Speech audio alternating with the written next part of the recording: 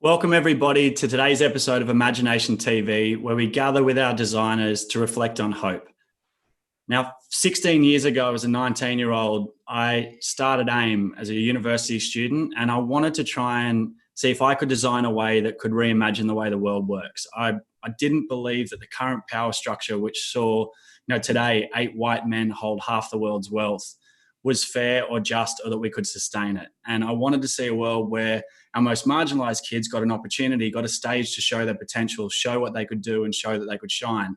And that we could try and bring down those walls that divided us racially, culturally, and divided us economically. And so we built a simple bridge between university students and marginalized high school kids. And that bridge we've now scaled over the last 16 years around the world. And we've had to continually design and work out how we could fuse hope into our work with our design work. And I think right now we're in such a fascinating point because the rules are all out.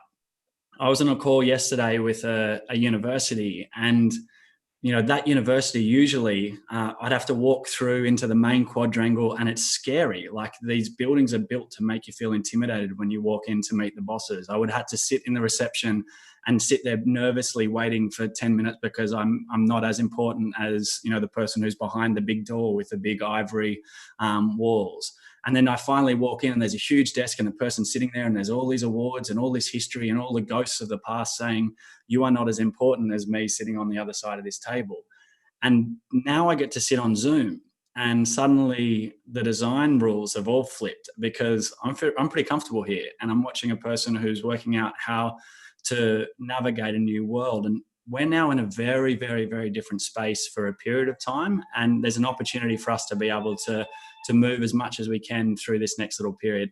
That's my sister-in-law who's running singing lessons next door. So if you catch a little bit of some high-pitched singing, that'll be her coming in from time to time. All right, I'm stoked today to introduce some of our guests. And before I do that, if you want to support the show, jump on aimmentoring.com and grab an Imagination hoodie or throw in a donation, $5, $10, $15, $150,000. If you want to support us to try and get out to 1 billion kids around the world and get a mentor in the home every single day, we'd be pumped to work with you. Keep throwing in comments into the chat line. We've got Carl Black, that tune, so chill. Dan Single, hey robot guy, my guy, looking forward to today's show.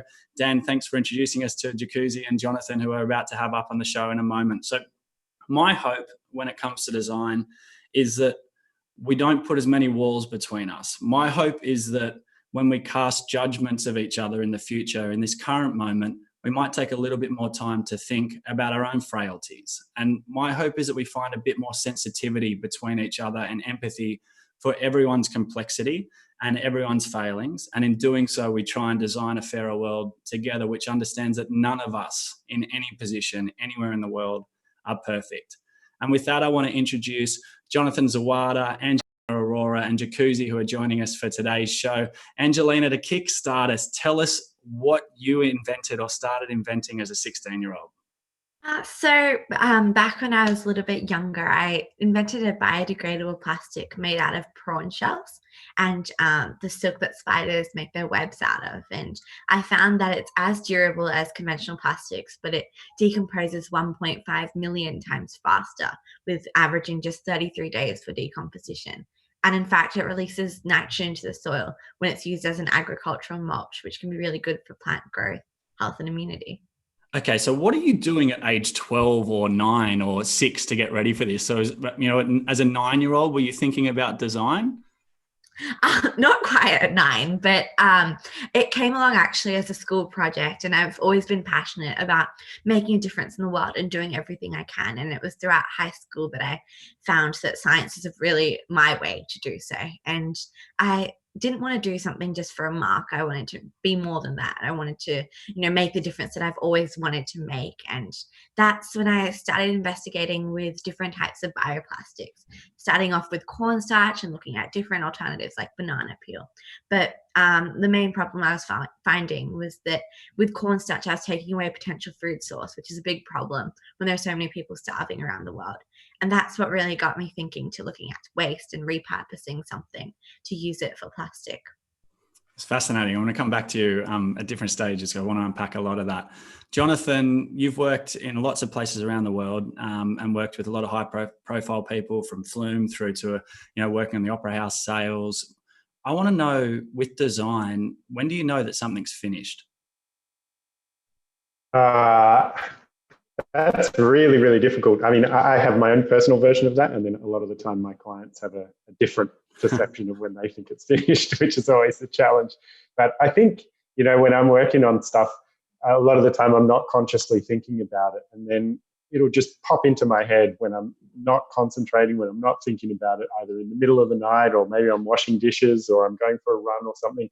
I'll just get this crystallized version of the challenge or the problem that I've been trying to solve, and then from then on, I feel like it's all downhill. Everything becomes easy once that's triggered. But that's when I feel like something's finished. Then after that, it's refining and polishing and doing, playing around and having fun. But the everything from the point when it's solved, I feel like once I've solved the big thing, then it's done. All the other stuff is just kind of irrelevant. Well, we've got our social media meme for you after the show now, which is Jonathan Zawada says, "I get my inspiration from doing the dishes." Jacuzzi, tell us a little bit about your story, including I think you've walked down a fashion runway for Kanye West's line. You've worked with a bunch of different people. What does design mean to you? And tell us about your story.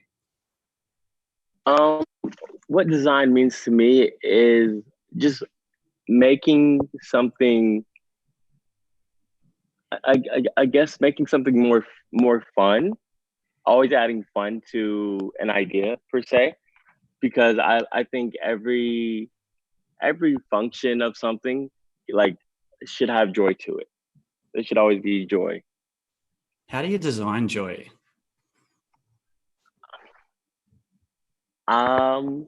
I usually just try to look at what can make something fun, like or contradictory, something that sparks interest. So I made a brand called Basketball Skateboards, and those are just two words that you would never really see go together. And I just love that idea. But basketball and skateboarding are literally the two most influential physical sports in the world. So I mixed those two ideas together and made a beautiful brand that I put in the mall that you would usually see in like a Saks or like a more high end place, but I wanted to make it accessible to all the children. Yeah, nice. Jonathan, was there a moment when you became an official designer, and what was that moment like? Do you feel like you were fronting that you suddenly had it on a business card, or how do you overcome the fear of suddenly calling yourself an artist or a designer? And can you take us to that first moment when you transitioned into being official? Yeah, I still have anxiety about not being legitimate. I mean, I never finished university. I only stuck around for about 6 months in my uni degree, and I didn't study art or anything like that. So I still have a constant niggling anxiety about that. But I think the moment that I first really felt like I was a designer, I'd been working probably about 4 or 5 years, and I saw somebody on the street wearing a T-shirt that I'd designed for a band called The Presets. And it was a person I didn't know. And up until that point, every time I had seen my work, it was in the context of, the person I'd made it for, and I was hanging out with them. But to see somebody else using the thing that I had designed, I suddenly felt validated by that somebody else out there, without knowing me, actually thinks what I'm doing is good as well. So I think that was a key moment for me. But it's a tough, I think, especially in design and art, it's a hard thing because there's a lot of people that do like to make you feel like you don't belong, whether they intend to or not. There's always that little anxiety, but I think everything anybody makes is valid, and anytime you make something, it is completely valid. And it's about just being confident in your own personal expression. Yeah, I had we've created AIM hoodies for 10 years and sold them. And mum still, I think, runs across the street when someone's wearing an AIM hoodie and says, "How did you get that?" And, I think we've sold 10 or 15,000 last year, but there's a few people that mum are chasing down the street. And a couple of times, like when people wear it, or, in a, sitting in an airport and someone's like walking past it with the hoodie on, I always feel like I should shrink or something. I'm like, oh my gosh, that's actually happening. Hey, Angelina, tell me, who's your biggest champion been? Or have you had someone that's just said, yes, you can do this. Yes, you can create. Who's someone that really encouraged you to push ahead? It's actually been quite a few people, definitely my family and my parents, who've always been very supportive. But with BHP Billiton and CSIRO and the Science Teachers Association of New South Wales, as well as my teachers and mentors at school, they've all been really encouraging and always believed in me, even sometimes when I didn't believe in myself. Can you tell me, like, so if I wanted to go and believe in someone who was a kid who wanted to do something, how would I do that? How would I put that into action? How have people with action believed in you? Definitely by working with me and providing me advice, giving me their opinion, being engaged in what I'm doing, and offering help whenever they can, but also just like offering really supportive comments and encouraging me and like congratulating me for everything. Yeah, nice. Hey, Jacuzzi, what's giving you joy at the moment? What's out there in the world that you can feel happening, and what's the magic that's bubbling around for your next creation, you reckon? I have to say, just working with my little brother on this brand that we're doing called Black Anime, and just so my main go-to for making art usually is the medium of fashion, but this takes on fashion, animation, et cetera, et cetera. It's just something so brand new to me, and I'm doing it with my little brother, so it's just very, very fun. How do you have fights with your brother? Are you designing together? Never. Good. That's a lesson for Benny Single and Dan Single, who I think are watching. I think they're struggling a little bit in isolation as they're co-designing in Mexico. Jonathan, have you had a mentor in your life as someone who's given you direction and guidance through as you've navigated through? Not in recent years. I mean, I'm a pretty solitary kind of guy, and I keep to myself a lot of the time. So the one thing that I often think back to, though, the person who had the biggest impact on me was, I think I was in maybe year 9, and I did a work experience, a couple of weeks of work experience with a guy that ran a traditional cell animation studio, and that ended up turning into an after-school job for me. And I just thought that was the greatest thing in the world, to be actually doing something, and that somebody else, he gave me the time to teach me the trade of animation, but then also beyond that, sort of gave me work as well, and let me sort of actively participate in his business and contribute something there. And that relationship, I think, is probably one of the biggest, most meaningful mentorships, even though it was only went on for a year or so. But that was probably the big one for me. It's so gnarly how much that impact in, like when you're 12, 13, 14, 15, and someone just says to you, yeah, you can do it. And I got a letter from a primary school teacher when I was in year 6, and it was my report card. And she just said, don't worry, Jack, your time will come. And I was 11. And that just sort of did it for me. That was penny hand along the way. And that was enough to sustain 6 years of feeling frustrated and not quite knowing when my moment was going to come. Hey, Angelina, tell us, where's your invention at now, and what happens next? What potential does it have for the future as we're combating the challenges with plastic? Yeah, so right now I'm still working on finalizing the legal aspects of it, like patents, and that's a work in progress. But I've got a final prototype, and I've received a lot of interest from, I think, through the media, as well as companies and manufacturers that are willing to bring this to the market. And I'm just working with them to eventually see my dream of it becoming a reality. So are you sitting down at like boardrooms with CEOs of major manufacturing companies as a 16-year-old? Is that happening? What's going on? Sometimes, but a lot of the time it's through Zoom and through Skype and that online version. But I have been, thrusted into the environment of business and, working with people who I would have never imagined myself working with 5 years ago. And how are you wrestling with, what's that word, doubt? Do you have any of it? Of course, I used to have a lot of doubt, and I think just by thinking that and not seeing my age as like a barrier, but as an opportunity to do more. And, I think it's taken a lot of people and a lot of like situations and experience to finally get to the stage where I don't see myself as any different or any younger than the people that I'm, talking with or in boardrooms with. And I think that applies to everything, not just age, but just like race, gender, or like socioeconomic status, everything. Yeah, I love that idea. Hey, Jonathan, how do you approach hope, sometimes being a bit of a pessimist? I think you might have mentioned before we caught up. How do you approach it? Yeah, I do feel like I'm a pessimist a lot of the time, but I think hope, that's sort of actually what I end up turning to my creative work to sort of fill that out for me. I think I can be pretty pessimistic and negative when it comes to everything else that's out in the world and a lot of the other things that happen in your life that are difficult. But when I'm making things and when I'm drawing or creating or doing anything like that, that's the spot where I go into my little zone. And especially at the beginning of a project, there's this moment where I kind of feel like it could be absolutely anything. And that's the moment for me that feels really hopeful, where it's like there's so much potential in this, and there's so much potential for such an incredible outcome that I get really excited and I start feeding off of that, and that really drives me along the way.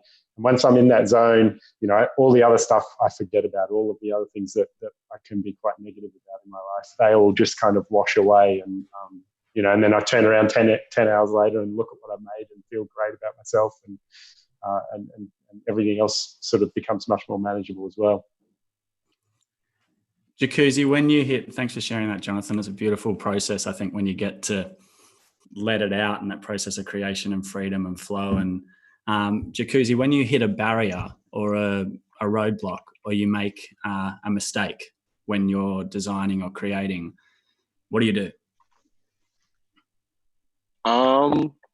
I just think of a solution, and I necessarily don't think whenever I am designing, I can really make a mistake. I would say it's usually just something that happens along the way. So it's not necessarily a mistake, it's just a part of the process. Yeah, I love that. Always a solution and never a mistake is a pretty good mindset we could take to any level of learning or anything into our life. Hey, have you guys got any questions for each other? Want to drink some water? I think I wanted to hear more about Jacuzzi's working with your brother. Like that to me sounds, I don't have anybody in my family who I could work with, and I'm always really jealous of having that sort of closeness. I get it from working with musicians, and I really get super excited about those moments where I meet someone that I can feel like I can bounce off. But I can't imagine how that must be when it's an actual family member and having that real tight bond. That must be amazing. Yeah, it's literally like a dream come true, more or less. It's like he's my younger brother. And whenever I was 18, I decided to move to New York. And from since we were little kids, he always would follow anything I did. Like when I started skating, he started skating after me. Whenever I would draw, he started to draw. I watched anime, he would watch anime. So whenever he just started to actually develop into his own character, he decided to go to school for animation and 3D and everything like that. And I was already doing fashion in New York. So whenever I came back to LA and he was going to school for animation, and I told him, like, so I'd always call my brother and just tell him different ideas, like, oh, I want to do this, or I want to do this, or that. I made up this name for this, that, and the third. And I just told him the idea of Black anime. And I can elaborate on that a little bit more too, but I told him that idea. And then he just made it into an Instagram account. And seeing that he acknowledged that thought that I just told him, it really made me want to push it more. And then we just started pushing it, and we just started pushing each other, and then we made it into a brand. That's a very important awesome.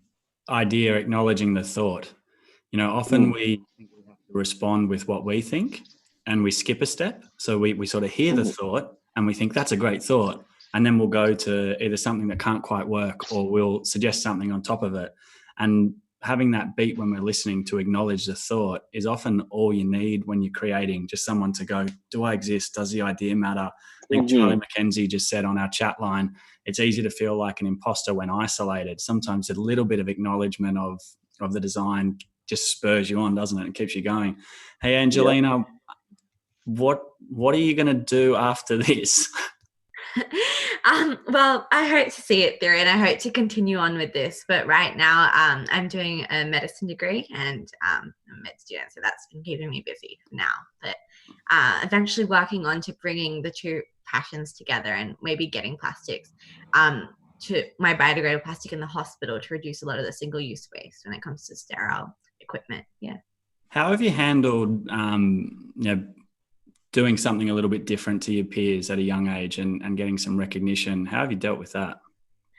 It's been challenging at times, but it's also been really fun. And a lot of the time I felt like I was living kind of two different lives. I'd have one at school, and then I'd go home and, be in meetings and do interviews all day and, work in the lab. And I think, making that distance between what I'm doing, like my two different focuses, was key to not getting like messed up or like muddled up with everything and getting overwhelmed. And kind of putting myself in a different mindset when approaching different things.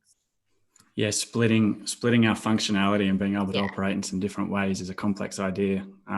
Good on you. I'm still trying to work out how to do that. So congratulations on nailing that so early. Hey, have you got Jonathan, Angelina, Jacuzzi, thank you so much for joining us to reflect on design and hope. Have you got any final thoughts you want to share with the audience? And before we throw to you, I'll just give you a couple of comments from the YouTube chat line. Wholesome conversations, enjoying the flow of inspiration right now. Thank you, with a love heart from Holly Johnson. Kalisha Rhodes, always a solution and never a mistake. I'm going to adapt that mindset to my thinking. Benny, great lineup, super inspiring and personal. Final thoughts, Jacuzzi, on hope and on design? Yeah, I would like to say that and this is just free thought, whenever you design, there is limitation. Design can literally just be a thought, or it can literally be you working with your hands, or it could just, design can be anything, and you're never designing wrong. And as a designer, I feel like you should put the world first, always. Thank you, brother. It's a beautiful idea that design is in everything and for all of us. And thank you for joining us, and thank you for everything you're doing. And yeah, let's keep working out what we can do together, and get you out to Australia at some point and see if we can keep collaborating and designing together and building a beautiful world. Jonathan, final thoughts? Yeah, I think just building off what Jacuzzi said, it took me a long time to realize that it's okay that, especially in art and design and stuff, it's not about a label. It's not about what box people want to put you in. Like, it can just be making stuff. You can just love making things. And that's enough. Like, that's all it has to be. And you don't need to worry about where you fit. You don't need to worry about who likes it and where they want to put you. You just keep following your interests and keep making what you want to make. And, people will love it, I think. Thank you, Jonathan. And thank you for joining us on the show. And thank you for just making stuff and working through, those challenges around confidence and being brave enough to put your stuff out there, because it's cool and it inspires me. It's inspired lots of different people, the color, the energy, the life and the freedom and the way that you create. So thank you for everything you've done today. And I can't wait to see what's around the corner for you. Angelina, bring us home. Hope, design, the future. Final thoughts. Yeah, no, definitely echoing what Jonathan and Jacuzzi have said. I think having hope and, it keeps me, and I'm sure it keeps everyone motivated, especially in such dark times around the world. And I think when you put your mind to something and you think that you can do it, being your biggest cheerleader, you can really see that through and achieve your dreams and make a difference for the world. Well, it's just been insight plus from all of you. Thank you, Jonathan. Thank you, Angelina. Thank you, Jacuzzi, for joining us. And that wraps up our design Q&A for this week on the Designers Show. And we're going to throw to a short video and then we'll have Hope's Design Awards. I think, Angelina, you're going to stay with us for a quick catch up with Hope.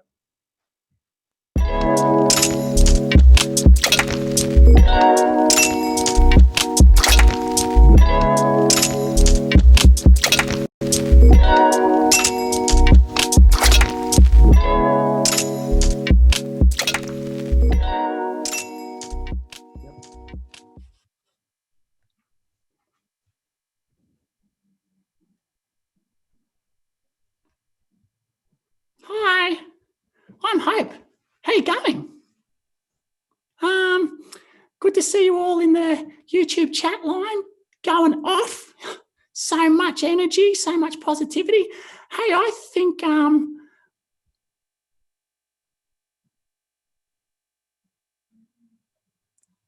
sorry, I just had to scratch something off my ear and I didn't have my hand, so Jack helped me out. Hey, I think we've got Angelina here who won the Future Award last week. Angelina, how was it when you got the award from me? It was amazing. I'm so honoured. Thank you so much. Is it the biggest and best award you've ever received? Most definitely. Oh, that's so good. Yeah, I think, when I looked at your work and I had to look through the criteria, I love how hopeful what you've created is. The fact that there can be solutions to the problems that we face was just brilliant. So thank you, and thank you for joining us on the panel today. And congratulations again for winning Hope's Future Award last week. Thank you so much. My pleasure, honestly. We'll see you soon. See you, Angelina. Okay, ladies and gentlemen, getting ready to announce the Lifetime Achievement Award from me. Maya Lin is our award recipient today. Now, Maya Lin is an American designer, artist, architect, and environmentalist. Her legacy is not only the beautiful and groundbreaking work she has created, but the impact her work has on larger conversations on the topics of design, American identity, nature, science, and humanity. Whoa, what a goer. As a student at Yale University, she won a national competition to design the Vietnam Veterans War Memorial in Washington, D.C. The award was met with a great deal of controversy. It was a marker of the mixed sentiments of the war itself. In the fact that Lin was of Chinese heritage and traditional notions of what constituted an honourable memorial. Years later, it is now a respected, awarded and popular attraction. Lynn's other works include the Civil Rights Movement Memorial Sculpture, visual arts, and her ongoing multimedia project titled What's Missing. This final memorial is a series of works reflecting on the loss of biodiversity due to the destruction of actions of humans. Lynn believes it is the artist's role to pose questions and push buttons, the results of which can be controversial.